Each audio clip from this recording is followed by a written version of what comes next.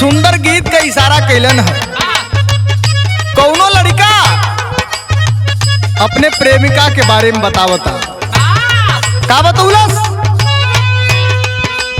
अखिया से अखिया मिलल त प्यार हो गई, प्यार हो गई।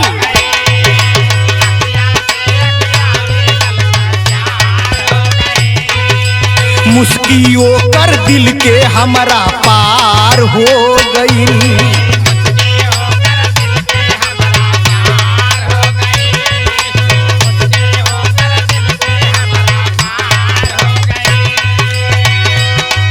अरे अखिया से अखिया मिलल त प्यार हो गई, मुस्कियों कर दिल के हमारा पार हो गई।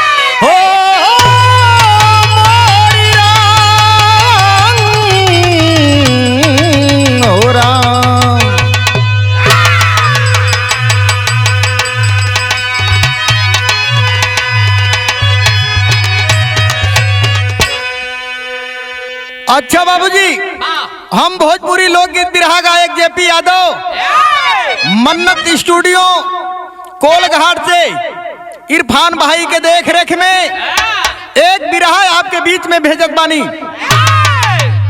बयार बिरहा हिट्स चैनल पे यह बिरहा आपको सुनने को मिलेगी और हमें आशा नहीं बल्कि पूरा विश्वास है यह बिरहा आपको जरूर पसंद आएगी।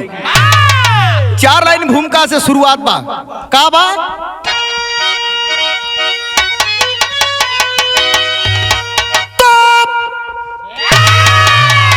जान देकर गरीबों के रक्षक बने, सवरू लोरी का सदियों से सम्मान है। सर को सर से कटाए झुकाए नहीं, मोहनती मां महिया जे एहसान है। वीर लोरी का लोहा चमकने लगा, जंग में काल भी कांप कर सर झुकाए। और पड़ गई है नजरिया जो इतिहास पे, तो राम नरेश कर में कलम को उठाए।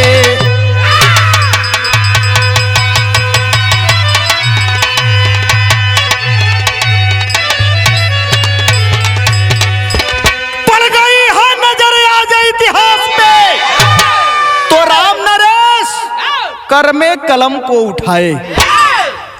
बड़ी सुंदर एक ठे कव्वाली का टुकड़ा लगल मास्टर, क्या बात है।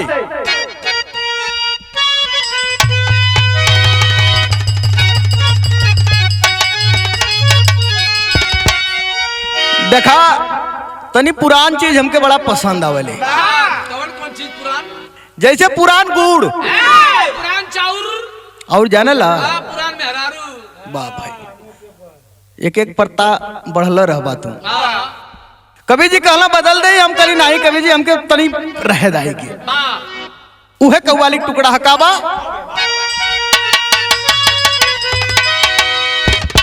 अरे मरना वाला, अरे मरना वाला मर जाते हैं।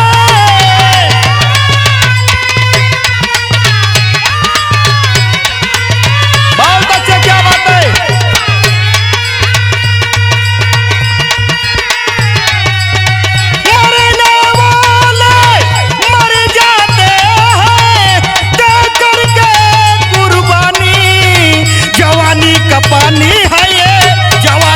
का पानी।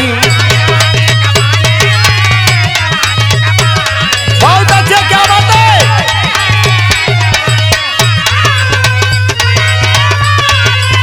यो यो बहादुर हुआ, क्या बात है।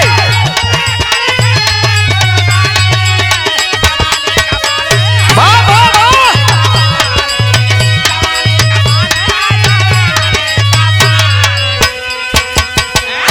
ए भैया, ऐसे सुंदर कवि जी भाव के अंदर का लाइन लिखलन। का लाइन बा, अरे रणभूमि में, अरे रणभूमि में रंग लाती है।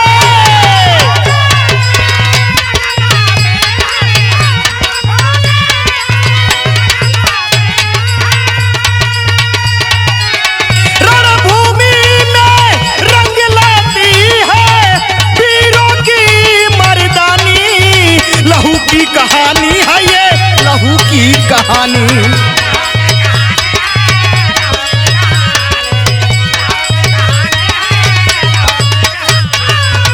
रणभूमि में रंग लाती है, रणभूमि में रंग लाती है, वीरों की मर्दानी, लहू की कहानी है ये, लहू की।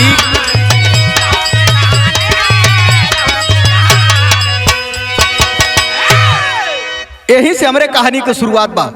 का कहानी बा,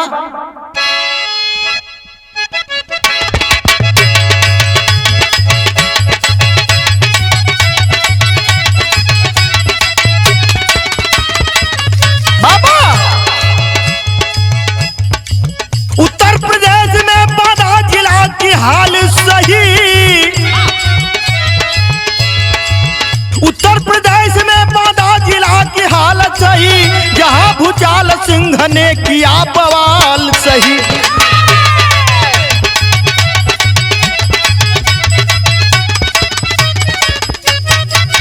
बाहुबल वीरता का क्षेत्र में धमाका था, बाहुबल वीरता का क्षेत्र में धमाका था, मगर दरिंदगी से कांपता इलाका था।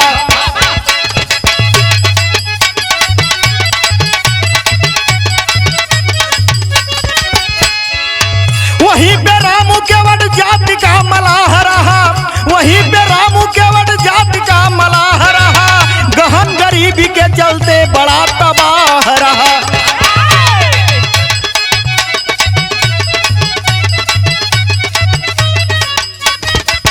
एक ही बेटी बनो प्यार की निशानी थी, एक ही बेटी बनो प्यार की निशानी थी, हुई विधवा बेचारी कलवी की जवानी थी।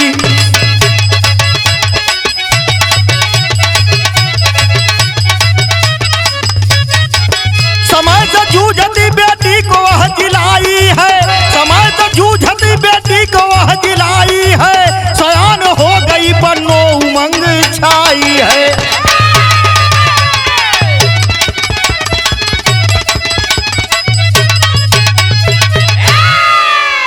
बाबू हो, बात के समझ ला, उत्तर प्रदेश के बांदा जिला की कहानी बा, जहां का रहने वाला भूचाल सिंह, भूचाल सिंह के आतंक से पूरा इलाका कांप जाता था।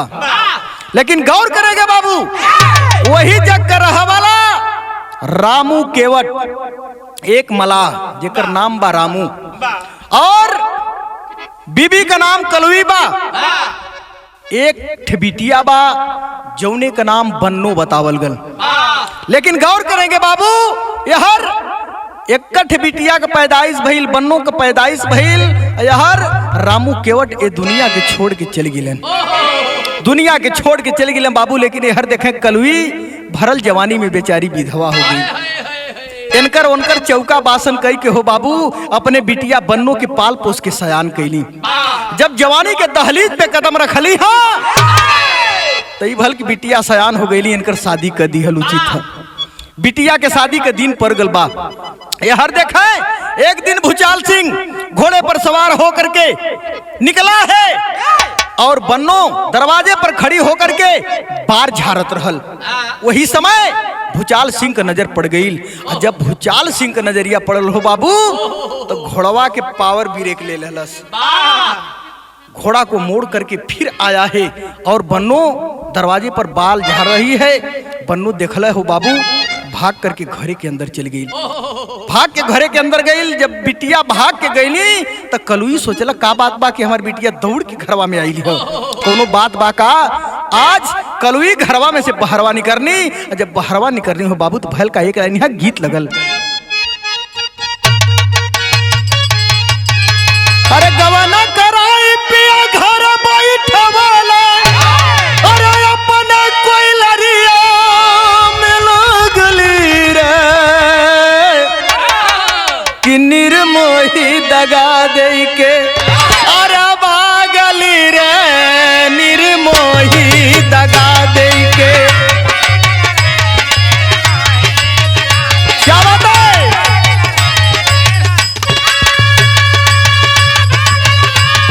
बहुत अच्छे, बहुत अच्छे। जा हो, जा हो।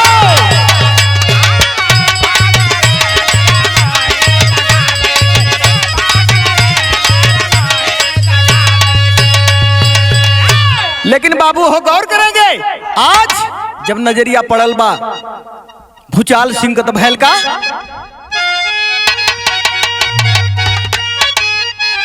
अरे देखता सूरतिया, अरे देखता सूरतिया मराई गईली मातिया, अरे भंवरा कली पे अरे लो भायल हो, पापी पपिहा दुअरिया पे, अरे पापी पपिहा दुअरिया पे, अरे आयल हो पापी पपिहा दुअरिया पे।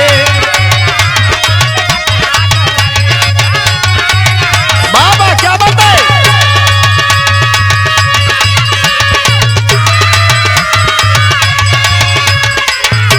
क्या बात है?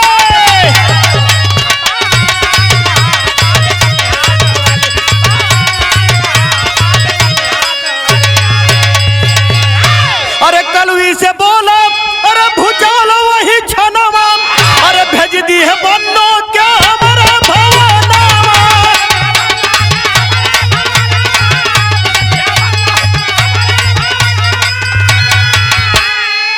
अरे यता ना सुना तो माई गिरली चरनिया, अरे पतिया तो छुतियो छेदायल हो,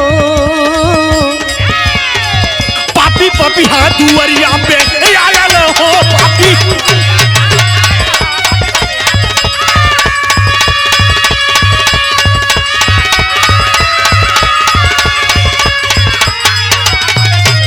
क्या बात है?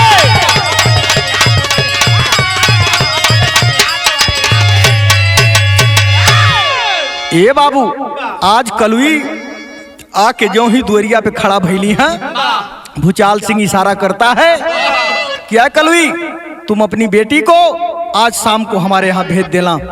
अरे बाप रे बाप, इतना बतिया कलुई सुननी हो बाबू, ये कलेजवा फट गल। कलुई दौड़ करके आज भूचाल सिंह का पैरवा पकड़ के रोवे लगली। बाबू ये का कहत हुआ, ये तोहरे घर का तोहरे गांव का इज्जत बा, ऐसे मत कहा बाबू, ऐसे मत कहा। लेकिन आज झटकार करके हो बाबू, आज भूचाल सिंह चला जाता है। ये हर कलुई रो रो करके गुहार करती है बाबू। भैल का एक लाइन यहाँ गीत बदल गई।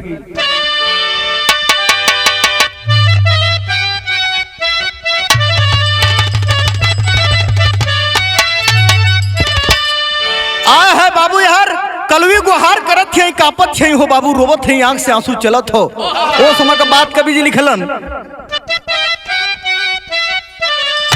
अरे थर थारा कांपे लगली, अरे थर थारा कांपे लगली बुढ़िया मातारिया, रोवे लाई आरावा के पारी हो।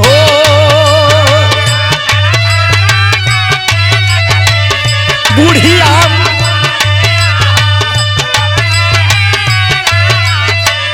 फारी आया है बाबू, आज बुढ़िया माई रोवत है, सबसे गुहार लगावत है, लेकिन कोई कलुई का बुढ़िया माई का कोई सुना वाला नहीं हो। रोवत है, कहत है, का कहत है,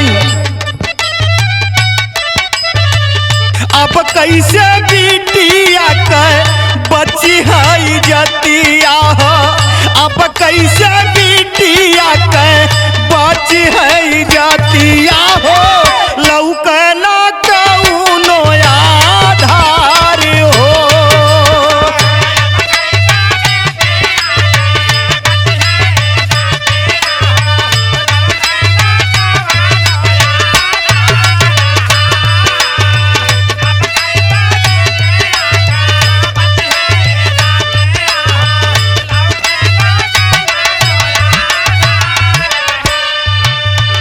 बुढ़िया माई सोचत है कि लगत बा कि अबे गरीब के इज्जत अब नहीं बची। ये बाबू गांव में निकलले हैं, गौवा में घूम घूम के सबसे रोवत है, कहत है, गौवा में घूमी घूमी कर दोहाइया हो, गौवा में घूमी घूमी कर दोहाइया हो, केहू ना सुनेला पुकार हो।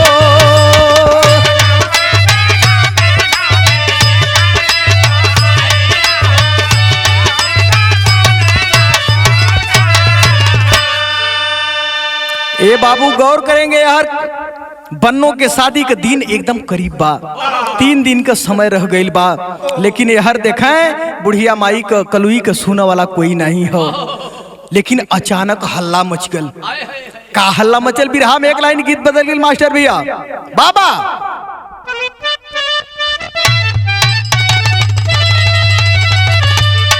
कौनो ननद अपने भौजाई से कहत हो, यह कहला मास्टर भैया, अरे कही दा बऊजी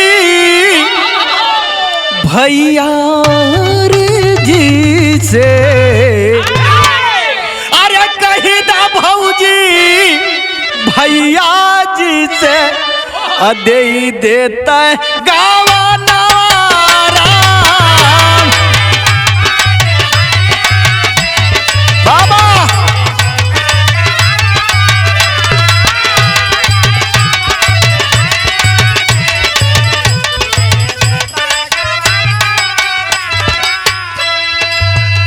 अरे कही दा भौजी भैया जी से, दे देते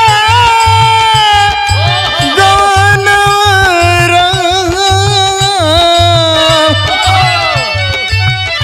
महता दिया सोना चानी, महता दिया सोना चानी, मत दी है गहनवारा। क्या बात है, क्या बात है।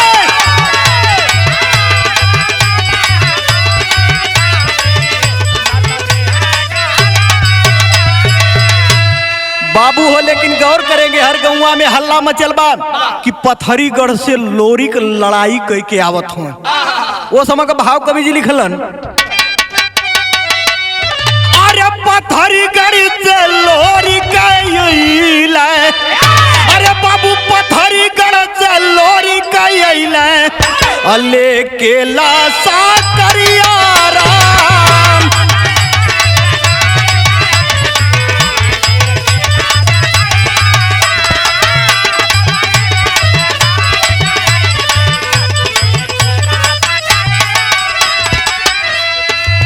अरे पत्थरीगढ़ से लोरी कइला, लेके लाच करिया राम।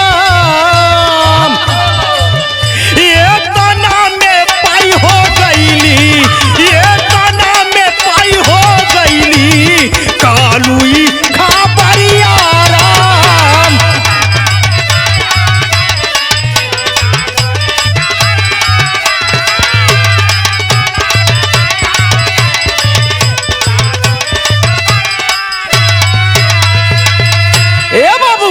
यार पत्थरीगढ़ से लड़ाई लड़ी के लोरी जवन है पूरा अपन सेना लेहले आवत होन। यार कलुई के खबर लग गई, जब ये बतिया के कलुई के खबर लग गई हो बाबू, तो कलुई कइले का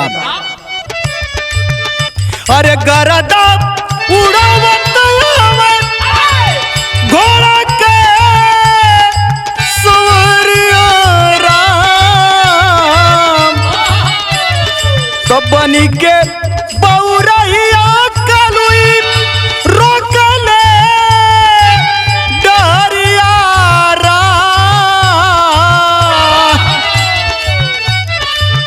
लागी गईल धक्का गिरल लागी गईल धक्का गिरल बूढ़िया मातरिया रा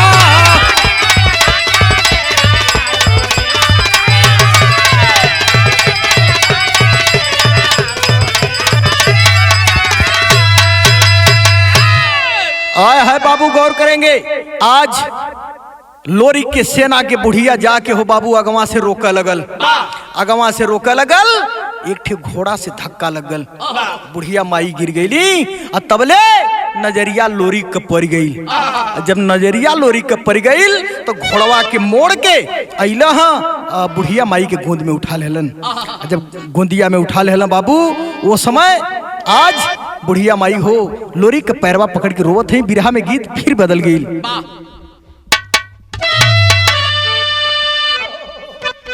अरे तोहा के चढ़ई मैया अरे रूई मछारिया की गंगा जी अपार कैदा बुझली नेवरिया की गंगा जी। ये बाबू लेकिन बिरहा पे आवा देखा वहर बुढ़िया माई कलुई जोन बा लोरी के पैरवा पकड़ के रोवत है, कहत है अरे धई के पैरिया रोवे अरे बुढ़िया मतारिया की बाबू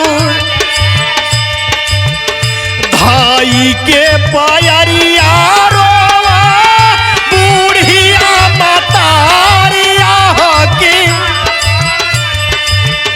कैसे जइहा बेटी सा सुरारिया हो की बाबूजी।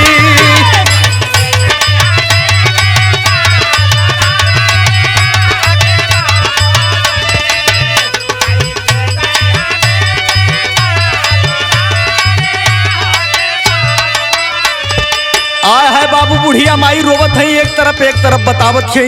लोरी कहना आय ये का होगल बनल भुजाल सिंगा बनल भुजाल सिंहा भारी दूराचारिया की बाबू बनल भुजाल सिंहा भारी दूराचारिया की बैरी भैली पापी के ना जारिया हो की बाबू।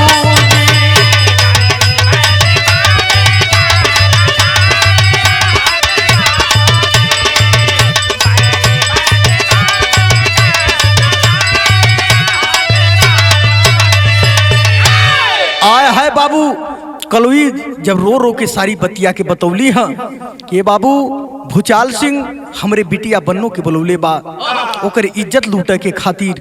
अरे बाप रे बाप, इतना बतिया जब लोरी सुनो हो बाबू तड़ सीना के मियनिया में से तलवरिया के खींच लेहलन, इशारा कैलन सेना मोड़ दो।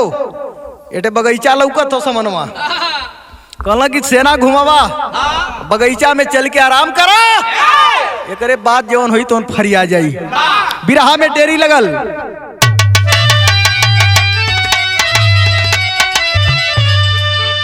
अरे नारी का बिगारी आबरू, अरे नारी का बिगारी आबरू, अरे लोरी के लोहा से निकल पड़ी चिनगारी। भैल का बिरहा में एक लाइन फिर गीत बदल गई।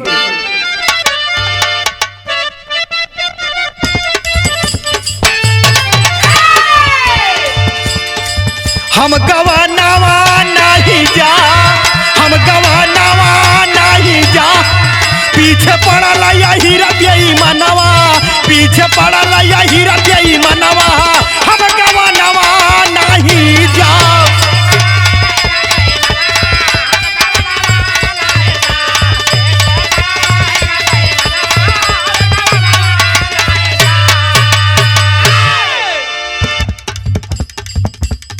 लेकिन गौर करेंगे आज यहर लोरी का तलवार चमकत आवाज दे हलन का आवाज बा।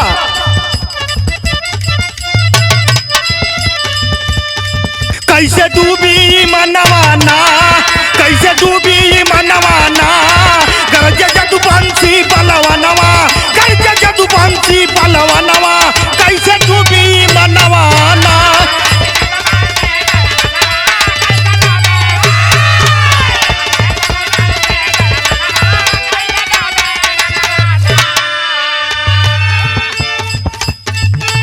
अरे सेना रोक दे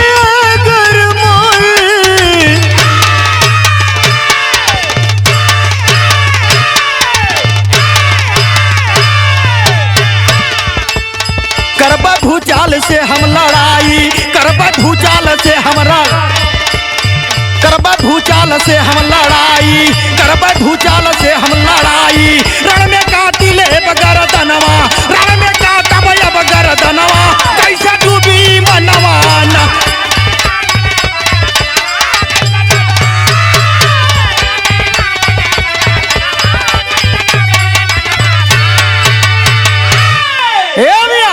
आज लोरी बुढ़िया माई के लेहला अब पहुंच गए बुढ़िया माई के घरे। जब बुढ़िया माई के घर में पहुंचल तो भैल का बिरहा में पहपट लगल।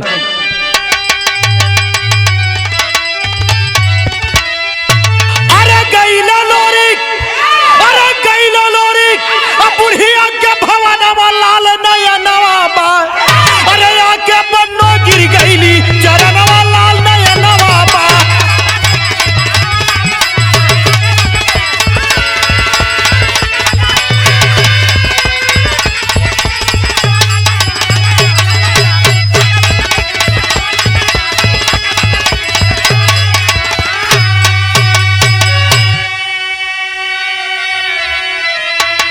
ए बाबू बुढ़िया माई के घरे पहुंचल जाके घरे में बैठल हूँ दाना पानी करत हवन। तबले हर भूचाल सिंह का सिपाही जवन बा पहुंचल बा दुआरी पर। अब पहुंचता कहा था कि आ बन्नो चल बाहर निकल। अरे बाप इतना बतिया जब लोरी सुनना हो तो खुनवा खोल गल। लोरी घरवा में से निकलन भैल का अरे इतना में भूचाल सिंह का अरे आया एक सिपाही हो अरे गरज के बोला बेटी दे दे ना तो होई तबाही हो। अरे तबले लोरी आया गईला समहनवा लाल नयनवा बा चंप दिए गर्दन उड़ गए परनवा लाल नयनवा बा।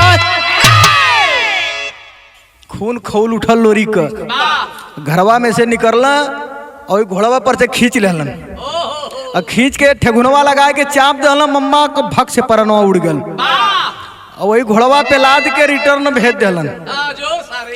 जब रिटर्न भेज देलन भैया जब घोड़ा पहुंचल हो भूचाल सिंह के यहाँ जब भूचाल सिंह देखल तो भूचाल आ गल भैल का अरे घिवा पड़ा तो जैसे अरे धधक यगिनिया अरे वैसे भूचाल सिंह गाया बखला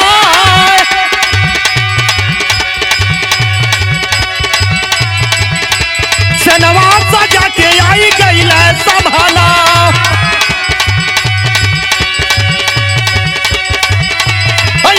में लोरी के ढाला बिगुल हो बजाया बाबू हो।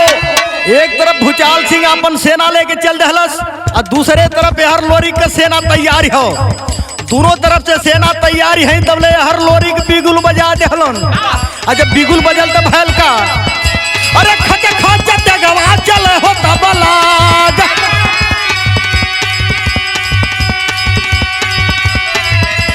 लसिया से गया बाया दानवा पटाया।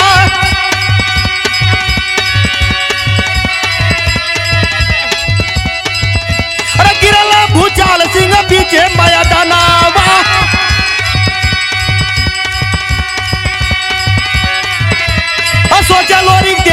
मैदानवा उड़ाया।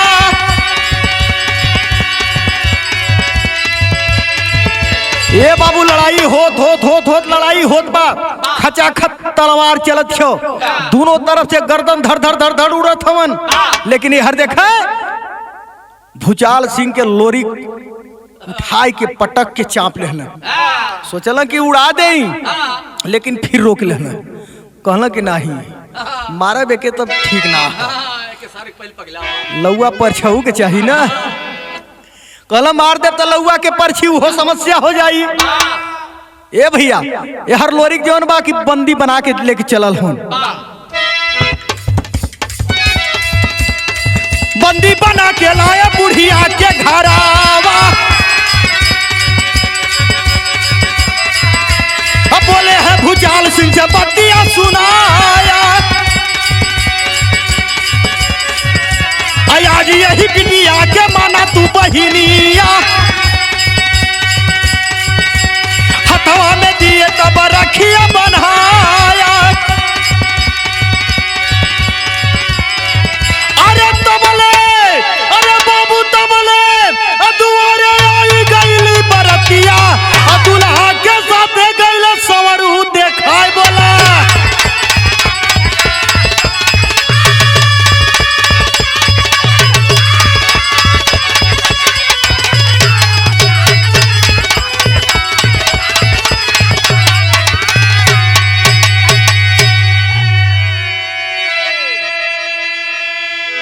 बाबू हो गौर करेंगे, ये हर जवन बरतिया आयल हो वो बरतिया के लेके भैया संवरू आयल हो। एक कोरिया से तो लोरी के बाटे, लेकिन एक कोरिया संवरू भैया भेटा गिल। जब दोनों भाई मिलल हवन बड़ी खुशी हो। भैल का आखिरी में कहना हो,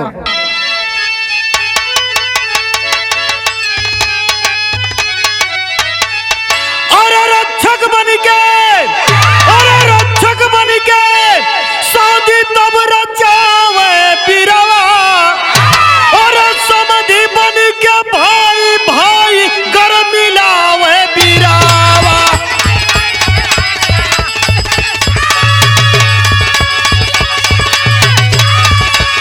हाँ बहुत अच्छे।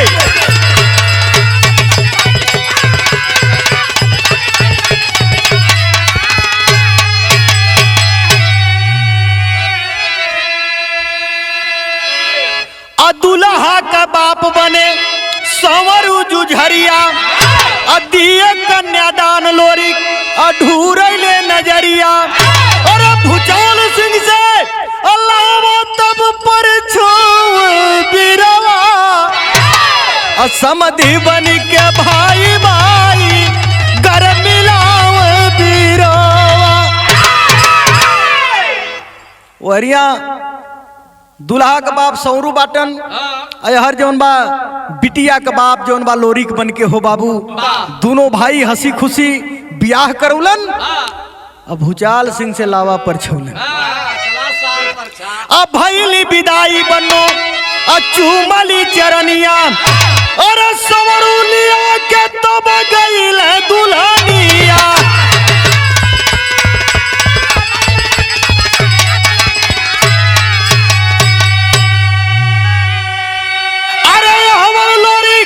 बुढ़िया के समझावे बिरवा, तो समधि बन के भाई भाई घर मिलावे बिरावा।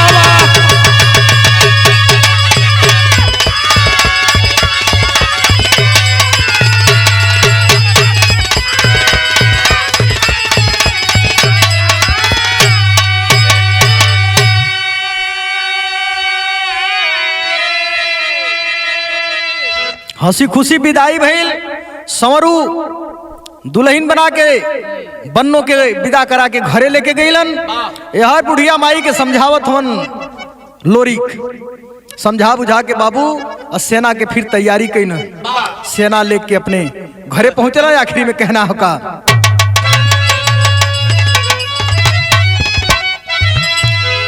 गुरु बिहारी गुरु गणेश धन धन जदुवंशी वीर, विमल चंद्रिका राम ज्योति कलेजा चीर।